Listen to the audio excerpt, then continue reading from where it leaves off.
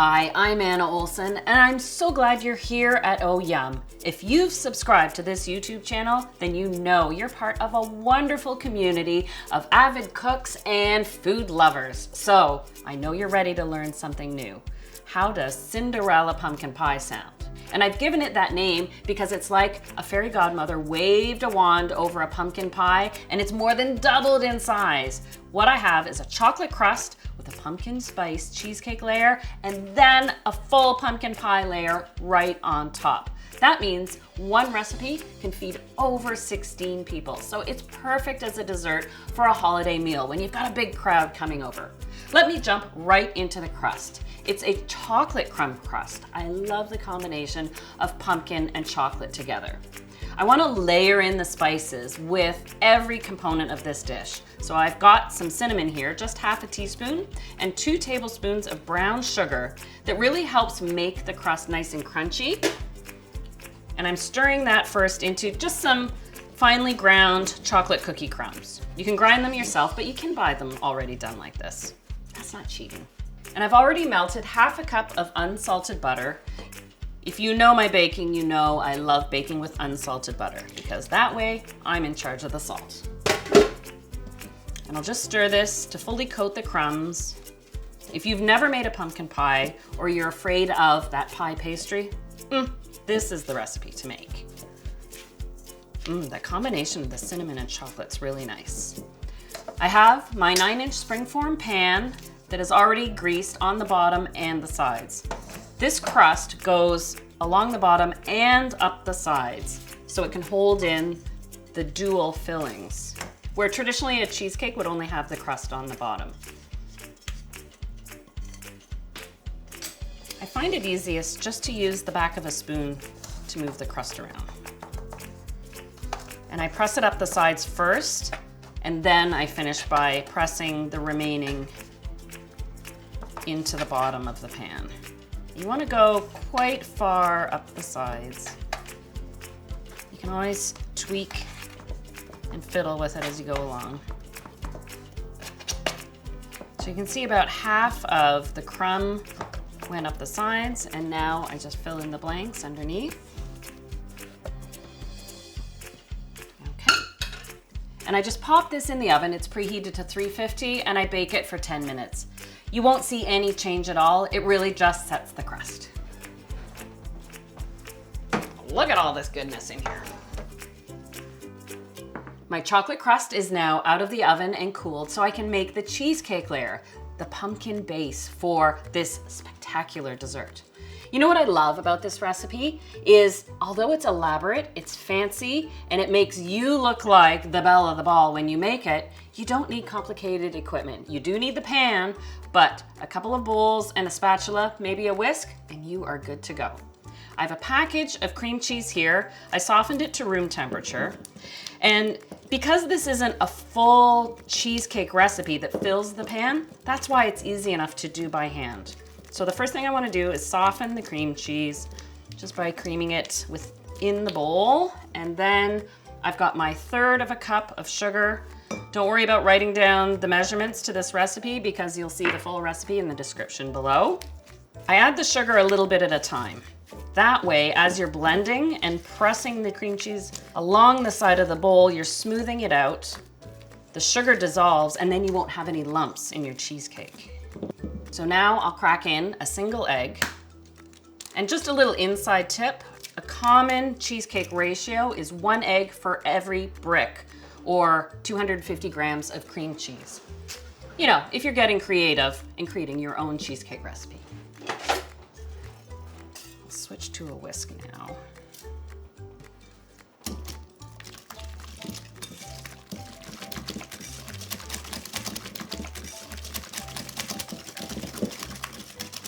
The nice thing about making this cheesecake filling by hand is when you add the egg, because you're whisking it by hand, there's no risk of overbeating it, which would souffle your cheesecake in the oven at the risk of it deflating and then cracking. This recipe, that never happens to. Now I have my spices, a teaspoon of cinnamon and a 1/4 teaspoon each of nutmeg and clove. If you like pumpkin pie spice blend, go for it. Just replace that same amount, so 1.5 teaspoons in total. And I have half a cup of pure pumpkin puree. So make sure you're not buying, if you're buying the tinned, it doesn't say pumpkin pie filling because that's already pre-sweetened and pre-spiced.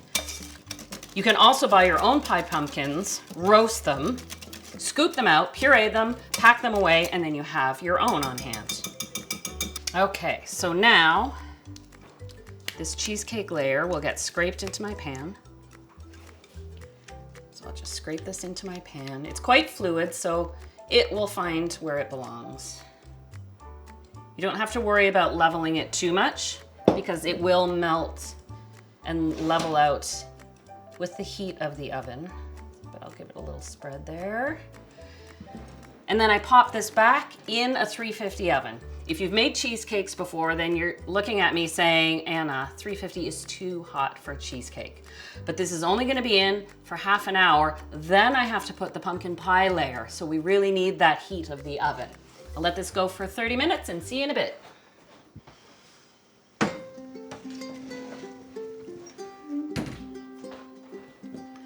My pumpkin cheesecake layer has been in the oven for 30 minutes, which means it's time to mix up my pumpkin pie layer, the top layer. And this is a classic pumpkin pie recipe. In fact, these are the proportions to use if you want to make a 9-inch pumpkin pie, the classic size that serves 8 people. Now you're seeing why this serves 16, because you got a full cheesecake and then a pumpkin pie on top. I start off with 2 cups of the pure pumpkin puree. And for my pumpkin pie filling, I like a combination of brown and regular granulated sugar. Half a cup of each.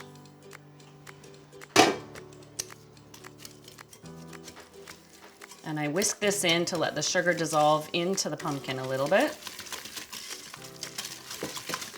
Again, you just want to whisk this by hand. In fact, you don't want to use electric beaters to add too much air to the filling, because then you'll have little air bubbles or potentially crack the crust. By hand does the trick. I have 3 eggs, and I know you've watched plenty of my videos on Oh Yum that you know I like to crack an egg on a flat surface. That way I get a clean break without any little bits of shell that can sometimes drop into whatever it is you're making. Also, if you have to separate your eggs, you don't get those tiny sharp edges, so if you have to flip back and forth, it's really easy. Just whisk in those. And I use the same proportion of spices that I use in the pumpkin cheesecake filling. A teaspoon of cinnamon and a 1/4 teaspoon each of nutmeg and clove. If you're a ginger fan, well, you go ahead and add some ground or even fresh, finely grated ginger to this. For me, it's all about the cinnamon when it comes to pumpkin. Now the last thing to whisk in is a cup of whipping cream, 35% cream. So when you think about it, a pumpkin pie filling is actually more like a custard because you've got eggs that cook with the cream and the pumpkin puree to set to a point where it slices cleanly. And that's why a pumpkin pie takes so long to bake. Now that I've got this creamy, rich filling combined, I can go take a peek, pull out that crust with the cheesecake layer. Okay.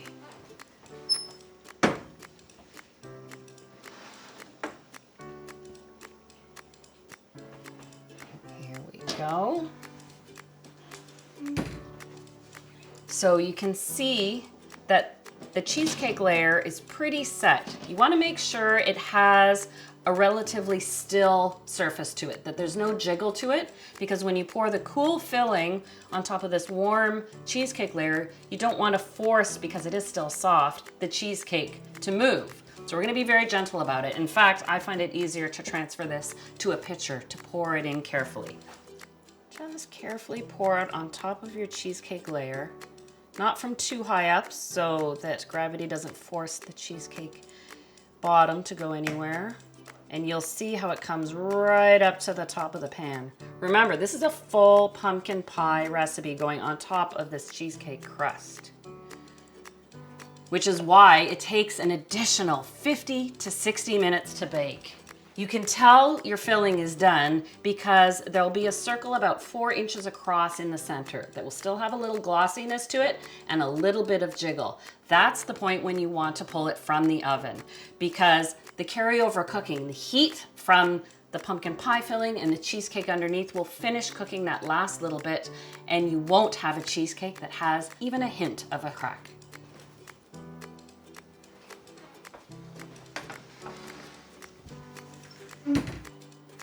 After my Cinderella pumpkin pie comes out of the oven, it's important to let it cool completely. And guess how long it takes? This sounds crazy, but it takes 4 hours. And I check that it's cool not by feeling the sides, but actually feeling the bottom of it. Then you can pop it in the fridge, because that sharp temperature change, if it's still warm, goes into the fridge, could lead to a potential crack. We want to avoid that, so all it takes is waiting. Pop it in the fridge, let it chill overnight. You can make this a day ahead. You can make it 2 days ahead. And because there's so much to it between the cheesecake layer and the pie layer, it transports well. So if you're in charge of making the dessert for a potluck party or taking it to someone's house, this is the dessert to make. And here she is. Isn't she glorious? You can see how that pumpkin pie layer sets beautifully on top. It's got a nice little gloss to it. And the finishing touch, I love a little whipped cream on my pumpkin pie, in it and on it. So you just whip a little whipping cream, add a touch of sugar. If you want to add a little touch of vanilla, that's up to you.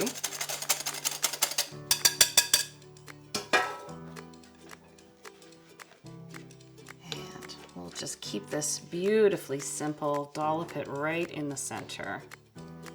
Give it a bit of a swirl.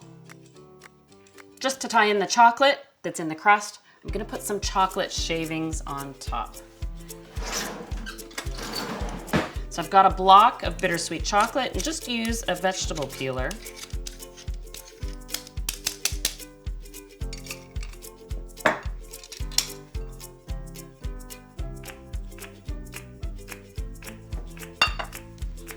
All right, are you ready for a slice? I know I sure am.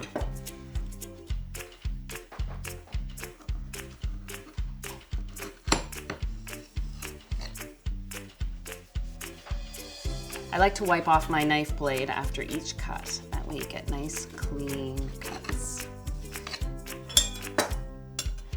Oh, this is the part, even to this day, I get just a little bit nervous, but there it is. The perfect slice. You can see the 2 color tones, the lighter cheesecake layer at the bottom, the pumpkin pie layer, the chocolate crust. This is absolutely decadent. One recipe can feed 16 people. So won't you look like Cinderella bringing this dessert to your festive party? I wish you a happy holiday and happy next year of baking. I'm really glad you've joined me for this festive series, and make sure if you haven't already subscribed that you do so now, because I've got tons of great things planned for Oh Yum to come.